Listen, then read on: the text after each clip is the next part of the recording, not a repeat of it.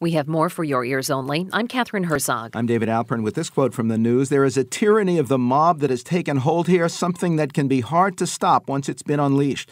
That was America's UN Ambassador Samantha Power in the Central African Republic, where she promised $22 million for humanitarian assistance and reconciliation efforts.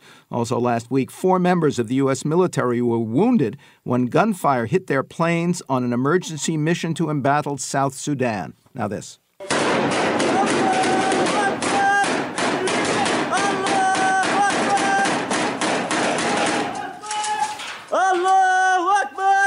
At least 23 people have been killed and more than 140 injured in a double suicide bombing outside the Iranian embassy in Beirut. As fighting raged in snowy Syria, with reports of government forces and rebels targeting civilians, violence also continued to spread over that country's border to Iraq and Lebanon, including last month's al-Qaeda-linked suicide attack on the Beirut embassy of Iran, a key supporter of Syria's Assad regime.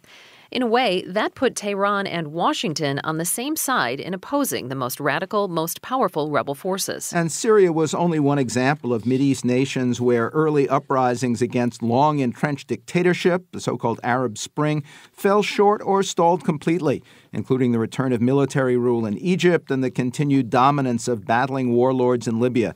To consider the state of fighting, forces, and political prospects in the region for your ears only, we're joined again by Thanasis Cambanis, a Beirut-based Mideast expert for the Century Foundation. He's also a columnist for the Boston Globe and ThanasisCambanis.com, and author of A Privilege to Die, Inside Hezbollah's Legions and Their Endless War Against Israel. Welcome back to the program. Great to be with you. You've written recently about how the Syrian situation is spreading violence and some geopolitical change in the region. Talk about the signs you see. I think we're seeing in the peace talks surrounding Syria, the hopes that have suddenly been invested in the Geneva peace talks scheduled for next month, and also in the American-Iranian rapprochement. I think in both those cases, what we're seeing is the great powers that have impact in this region, and that includes the U.S. and France and Israel and Iran and to a lesser degree Turkey, Saudi Arabia. All these powers that affect things that happen here, I think are starting, at least some of them, to see a new convergence of interests and a new desire to sort of sell out some of the smaller players in exchange for a kind of agreement that would calm things down on a wider, more global scale. This is sort of where morals collide with interest. So morally, at least in the United States, we'd like to see these popular uprisings succeed against dictatorships, and in Syria specifically, I think there was a moral interest in seeing the popular revolt topple this horrible dictator. Now, the interests are a whole other ballgame, and the two big ones here, well, I guess you could say 3 big ones. The 3 big ones are stopping the spread of unconventional weapons. That's nukes, biological weapons, and chemical weapons. The second one is ending the Iran-Saudi or Shia-Sunni Cold War in the region, and a big part of that would be solving the nuclear problem with Iran. The third one is dealing with jihadi extremism or jihadi terrorism. It's less surprising than it is a sort of Kissingerian moment of everyone setting aside their tastes and their values and saying, okay, down to brass tacks, nobody wants to see Syrian chemical weapons falling into the hands of jihadis and then ending up, in Russia's backyard as well as the U.S. or Israel's backyard. So suddenly, convergence of interest. Ditto on the spread of jihadis in the rebellion. That's something that's been talked about for a long time. But lately, we've seen some real tangible manifestations. So we've seen people with French passports, British passports, and certainly regional passports, Russians, Chechens, Saudis, fighting on the side of the jihadis. And suddenly we see governments like France or the U.S. or Russia finding a lot of common ground to work together on coordinating a response against those jihadis because of the potential for blowback. I was interesting, actually, you saw Iran blaming Israel for the attack on its embassy in Beirut as more stabilizing than many of us might think. That sort of plays into it. Talk about it.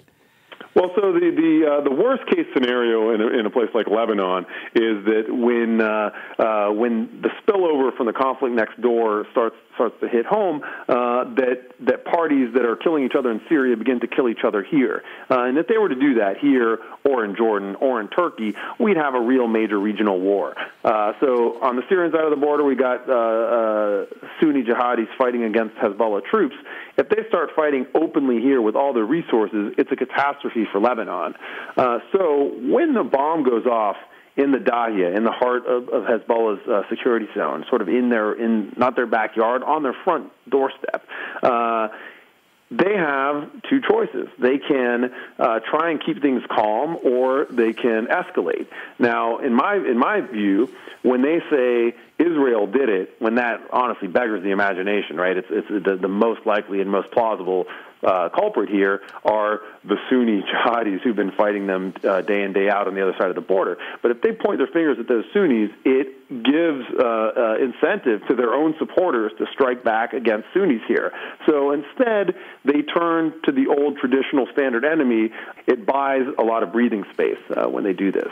Do you think that there were steps short of full-scale U.S. intervention that could have given the Free Syrian Army and other more moderate rebels the upper hand? Or would we have inevitably slipped into another long-term military engagement like Iraq and Afghanistan that Americans would not support? They're still out there, and if we were to give them real weapons, real money, and I'm not talking about Stingers or the kinds of weapons that we're afraid would then spill. I'm talking about rifles, bullets, but in meaningful quantities.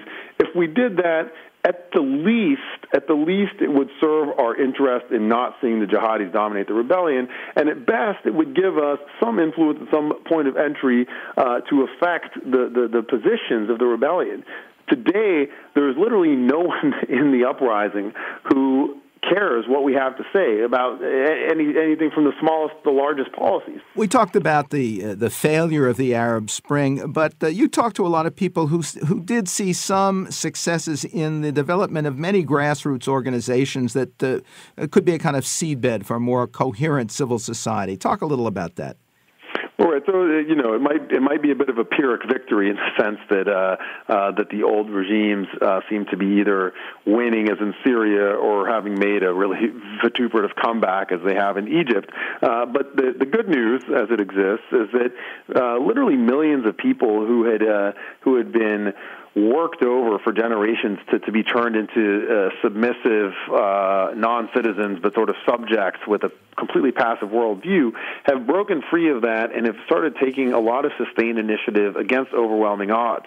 People who are really risking death or imprisonment to do this, and they say something has changed in the mindset of the people in this region, and even if the old regimes win today's battle, or by today they might mean the next 5 or 10 years, they've lost it by a generation from now, because the generation that's come of age today has completely different expectations and sense of possibility than any generation in the previous 60 years. Thanasis Cambanis is a Beirut Mideast expert for the Century Foundation. He's also a columnist for the Boston Globe and ThanasisCambanis.com, and author of A Privilege to Die, Inside Hezbollah's Legions and Their Endless War Against Israel. Here's a quote from the news. "For a second, I thought it was part of the sound effects." That was Hannah George, a patron at a sold-out performance at London's venerable Apollo Theatre after part of the ceiling collapsed, injuring 81 people, 7 seriously. Next, a high-tech attack on leukemia for your ears only.